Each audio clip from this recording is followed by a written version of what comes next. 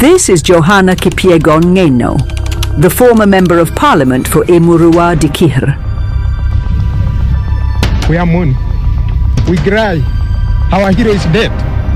To his supporters, Ngeno was more than a legislator. He was a confrontational defender of the communities he represented. Where? Why are you killing people? Often placing himself between the police and protesting residents during disputes over land. To them, he was a champion. If I die, if you kill me. And when such a figure dies suddenly, many people struggle to accept that it was simply an accident.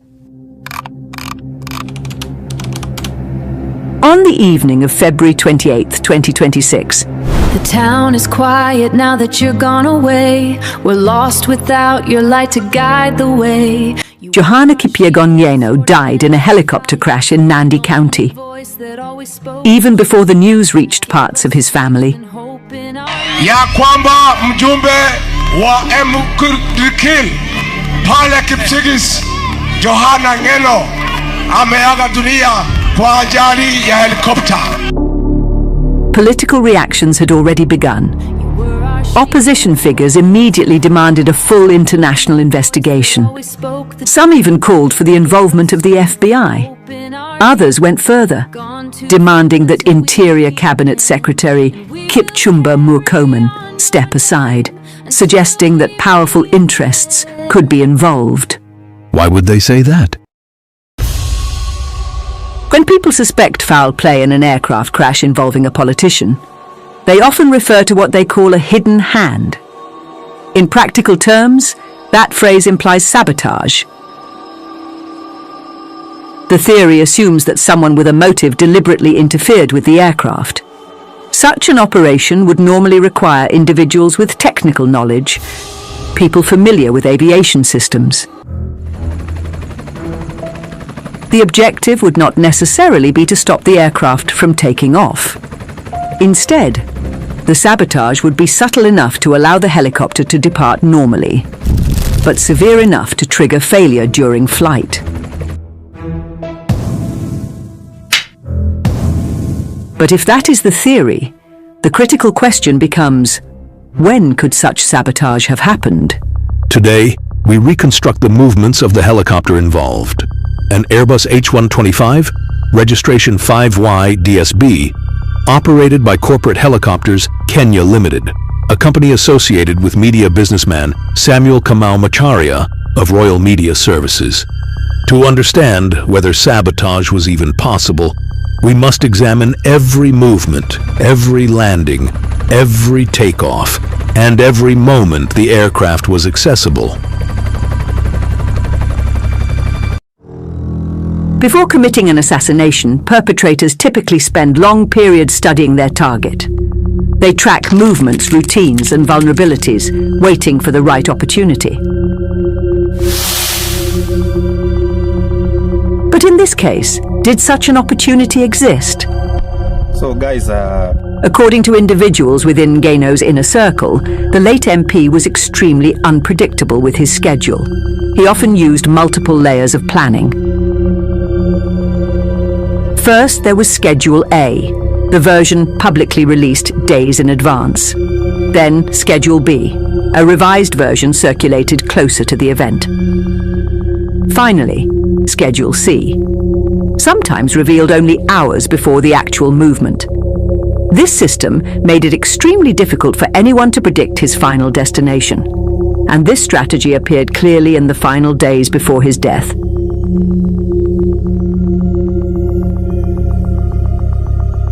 On February 26, 2026, the public schedule indicated that Ngeno would attend a Thanksgiving ceremony in Kajiado County, hosted by Justice and Constitutional Affairs Principal Secretary Judith Pereno, an event also expected to be attended by President William Ruto. But the following day, February 27th, that plan changed completely. Ngeno cancelled the Kajiado event and instead scheduled a trip to Endebess in Trans Nzoia County, where he was expected to attend the 35th anniversary celebration of veteran musician Kim.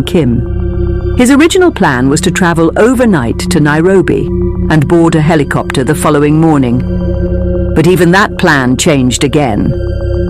On the morning of February 28th, Ngeno made a last-minute decision. Instead of travelling to Nairobi first, he arranged for a helicopter to be hired directly from Corporate Helicopters Kenya Limited that very morning. Between 6:30 a.m. and 10:58 a.m., he held a closed-door meeting at his home with 4 unidentified individuals. During this period, even close associates were unable to reach him by phone. Apparently hakuenda Nairobi lakini akaitisha ndege kwake nyumbani. So saa 2 asubuhi nampigia, saa 3 ashike, saa 4, saa 5, saa 6 na dakika 4 ndio akashika simu yangu, tukaongea for 30 seconds only.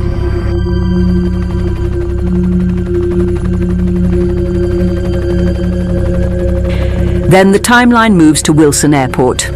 At 11:04 a.m., the Airbus H125 registration 5Y-DSB departed Wilson Airport, heading toward Emurua Dikir. And this is where the timeline begins to challenge the sabotage theory. The helicopter had been hired at the last minute. No one outside the operator could have known in advance which specific aircraft from the fleet would be assigned to the MP. For perpetrators planning a highly technical sabotage, such uncertainty creates a serious logistical problem. Sabotage normally requires preparation, access to the aircraft, time to interfere with systems, and confidence that the targeted aircraft will actually be used by the intended victim. In this case, the window between the final arrangement of the flight and the helicopter's departure was extremely narrow, which raises a critical question in our reconstruction. If sabotage occurred, when exactly could it have happened? At Wilson Airport, the timeline suggests there was little opportunity, and if the sabotage did not happen there, then investigators must look elsewhere in the helicopter's movements. Because in any investigation of a suspected mid-air failure, the most important question is always the same. Where was the aircraft, and who had access to it before the flight began? After departing Wilson Airport at 11:04 a.m., the Airbus H125 registration 5Y-DSB began a series of short flights that would later become critical to investigators trying to reconstruct the final hours of the aircraft. Its first stop was Emurua Dikir, arriving at 11:55 a.m. at the home of Johana Ngeno. The helicopter remained on the ground briefly. At 12:20 p.m., it lifted off again, meaning the aircraft had spent roughly 25 minutes at the MP's residence. The next destination was Mara Rianta. The aircraft landed there at 12:29 p.m. and departed at 12:54 p.m. During this stop, Ngeno briefly interacted with residents who were participating in rescue efforts for 2 men reportedly swept away by floods in the area. From Mara Rianta, the helicopter proceeded toward Endebess in Trans Nzoia County, landing at 2:04 p.m. But the stop was extremely brief. Just 3 minutes later, at 2:07 p.m., the helicopter lifted off again. The aircraft then flew to Eldoret airstrip, arriving at 2:29 p.m. for refueling. Here the timeline becomes particularly interesting. The helicopter remained on the ground for approximately 36 minutes, departing again at 3:07 p.m. After leaving Eldoret, the aircraft briefly returned to Endebess, landing at 3:41 p.m. and departing again 2 minutes later at 3:43 p.m. 37 minutes later, at 4:20 p.m., the helicopter arrived at Tabowa. According to eyewitness accounts, something unusual had already begun to happen. Residents reported hearing an abnormal engine sound as the helicopter approached.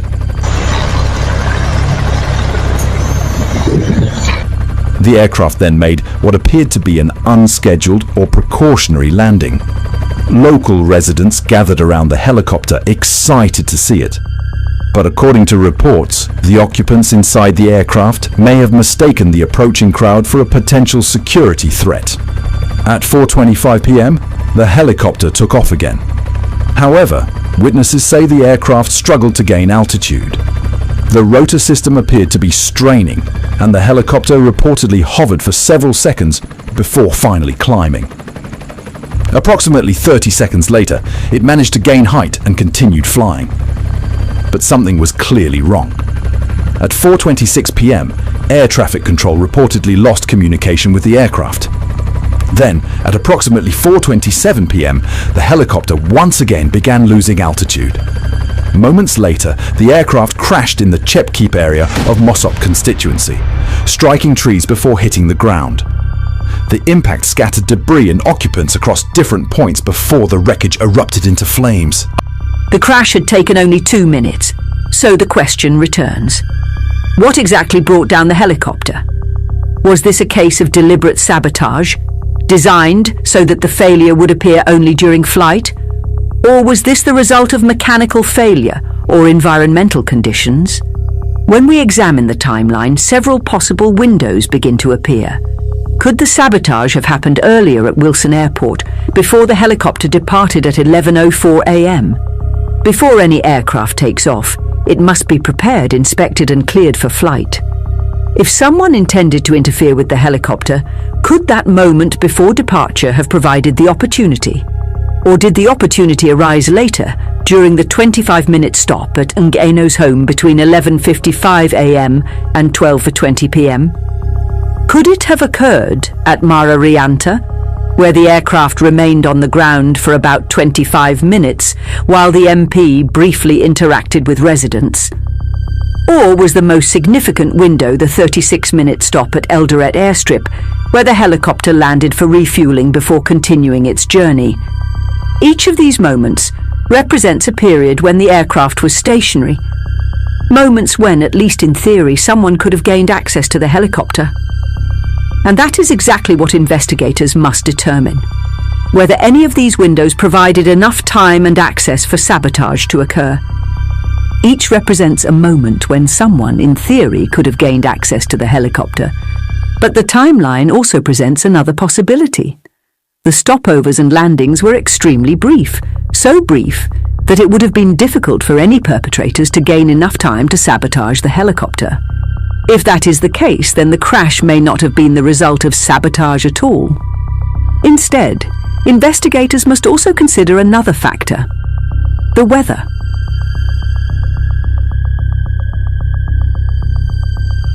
Was the weather in Nandi County on February 28, 2026 severe enough to affect helicopter flight? Or was the problem already developing inside the aircraft itself?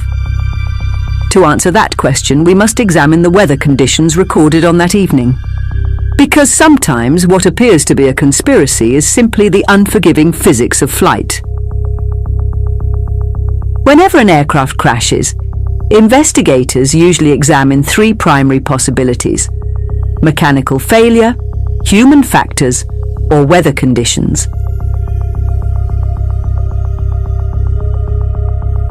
In this case, speculation about sabotage quickly dominated public debate. But another factor deserves careful examination: the weather over Nandi County on the evening of February 28, 2026. Weather archives from the region show relatively moderate temperatures throughout the 28th of February, generally ranging between 18 degrees Celsius and 25 degrees Celsius. Wind speeds during that period also remained fairly low, mostly fluctuating between 5 kilometers per hour and 12 kilometers per hour. For helicopter operations, such conditions are normally considered within safe operating limits. Strong winds, violent storms, or extreme atmospheric turbulence can destabilize helicopters. However, the meteorological data recorded on that day does not indicate unusually strong winds capable of forcing a modern helicopter out of the sky. However, one condition stands out: fog.